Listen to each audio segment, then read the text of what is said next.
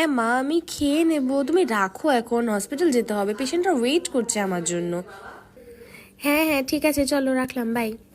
প্রতিদিনের মতো আজকেও আমি রেডি হয়ে নিচ্ছিলাম হসপিটাল যাব বলে, আর সেখানে প্রত্যেক দিনের মতোই দিনটা কাটাবো। আজকে আমার আবার নাইট আছে, কিন্তু নাইট করতে আমার একদম ভালো লাগতো না, কিন্তু তা হলেও আমার কাছে আমার পেশেন্ট সব থেকে আগে, তাই আমার ভালো না লাগলেও তাদের ভালোর জন্য আমাকে যেতেই হবে। আমি রীতিমতো কাজও শুরু করে দিয়েছি, যেহেতু নাইট আছে সেই কারণে একটু রেস্টও নেবো ভাবছি। খাবার আজকে কিছু নিয়েও আসেনি, তাই খাবার অর্ডার করে ভেবেছিলাম খেয়ে একটু রেস্ট নেব, কিন্তু খাবার খাওয়ার পরে হঠাৎ করেই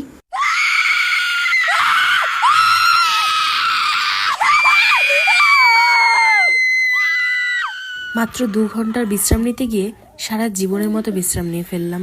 সারা রাত ধরে চলছে প্রতিবাদের মিছিল, আবার সবকিছু শান্ত হয়ে যাবে, প্রতিবাদ থেমে যাবে, মিছিলও শেষ হয়ে যাবে, শুধু রয়ে যাবে আমার মায়ের বুক ফাটা নীরব কান্না।